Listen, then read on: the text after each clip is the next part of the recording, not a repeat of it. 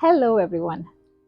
As you know, I had made a video on the propagation of sweet potato leaves a while back, and my intention was to make another video of sweet potato leaves propagation in about like maybe 10 days.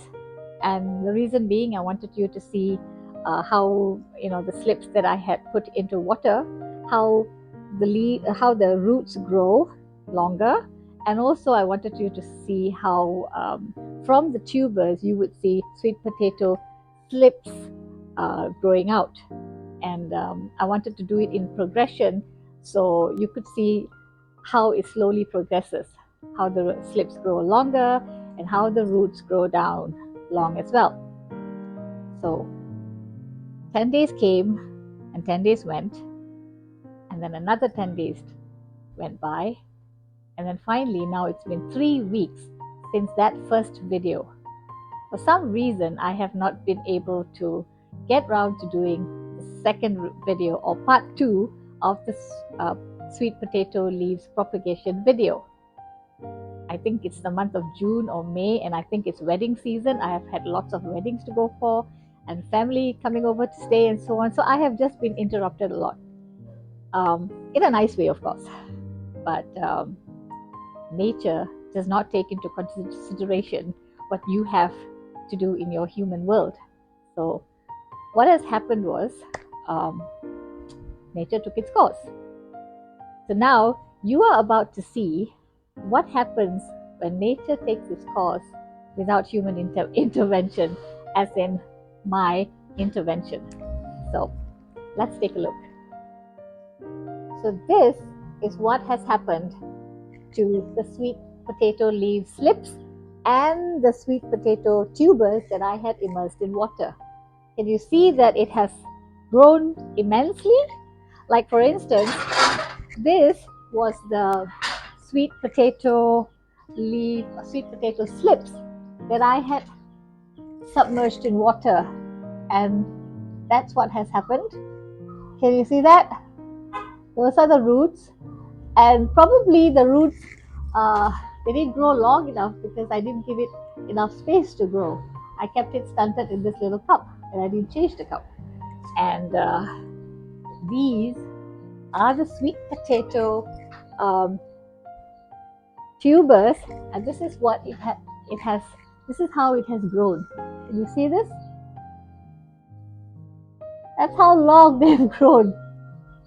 Here, right up to, it's this long, guys, maybe about 2 feet, the longest one. And this one, okay, I'm afraid to break it. And this one is like this, and there's one shooting up, and there's another one like that. And gosh, it's so long. And this is another one. So isn't it pretty? I'm actually I'm actually marveling at this. And this is the smallest one, and it is small because it doesn't have much water, and also not much room to grow. So that's how much of roots the sweet potato tuber has grown. And over here, these have grown like that. Okay, so basically this is what happens when you leave sweet potato slips and sweet potato tubers, and you just let them grow and do their own thing. This is what happens.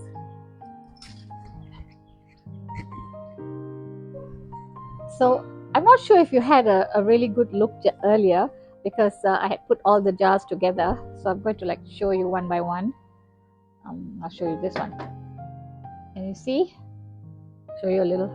There are like 1, 2, 3, another one here, 4, 5, and 6. 2, 3, 4, 5, 4, 5, 6. 6 slips that has grown out of this one tuber, sweet potato tuber. And this is how much of root system that has come out of this. And let me show you how long it is. This one slip. is this long. Can you see that? Almost 2 feet. And then this one is this long. And this one over here, you have to be very gentle or they'll just snap off. And this one. And then these are little shorter ones. And then from over here, I have this one over here that is, let's see, this long one coming out over here like that. And then another one over here, this long. And then the one in the glass is not too long, but still doing quite well. It's like that. 2, 3 slips. So you can see quite evidently that less water means less slips and less growth. The roots are also not so huge, not so big.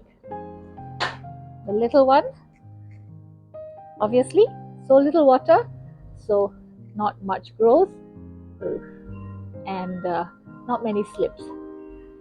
And this one, these are the slips that I had immersed in water. These are the roots that has formed. So all I have to do is take this and plant it now, and this many leaves.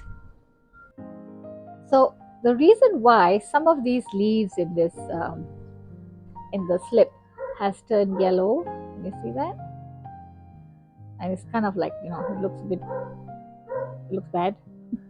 And some of the sweet potato slips, they, like this one has leaves, okay, but some, especially when I place them in a certain area in my kitchen, this one, like this one over here, you see it's long and spindly, but not many leaves.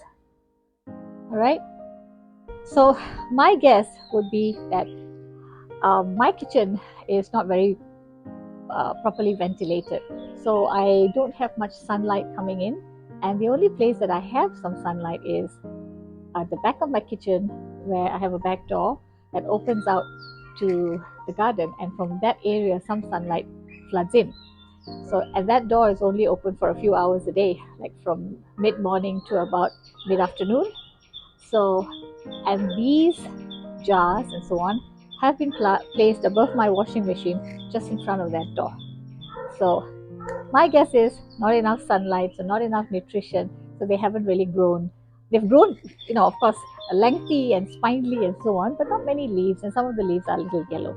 So if you know, when you are propagating sweet potato leaves, do try to keep them in an area where they do get more sunlight. But if you can't, this is fine as well, because once they are planted, they would do just as well. Do you remember that in my first video, I had planted some sweet potato slips that had grown some roots into some soil and in a pot? Well, I had placed that pot in a shady spot for the whole 3 weeks that, you know, I've been doing this project. So this is how those sweet potato slips in that pot looks like now after 3 weeks. Let me show you. Can you see that? So this is how the sweet potato slips look like now. They've grown quite lush, and I'm quite happy that they've grown this much. But I must highlight to you that the reason it has not grown as vigorously as it could have is mainly because I had kept it in that same shady spot for the whole 3 weeks. See, normally when you transplant a seedling, or, you know, in this case the slips, from one area or one property or one kind of you know, space, like in this case it was in water, to another area, and in this case to soil. So from one to another, you're transplanting it. You must always keep it in shade in order for it to slowly get used to its new surroundings, and then slowly transition that pot or container to full sun.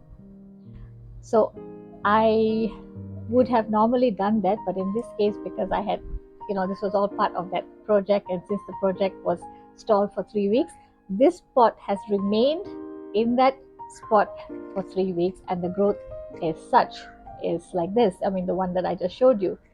Had I put it in full sun, the growth would have been a lot more vigorous. So, sweet potato leaves, this is a plant that needs to be grown in full sun for it to actually produce sweet potato tubers. So, in this case, it was in shade and hence the growth was limited. So, today I am going to take these slips that have grown roots and I'm going to gently place them in the soil over here, like I did in the last video. The ones that have roots can be planted into soil. This one can be separated, and then I will place these slips with the roots in a shady spot before I eventually transition them into full sun. Give it a good water, and this is done. And then now to take these slips, and place them into a jar of water. So as for these slips, I'm going to slowly try to detach them from this sweet potato. I'm going to very gently twist it in a gentle manner. See that? Okay, now one is out. And then as I take all of them that way, gentle twisting will do the trick. Let me see how, yeah.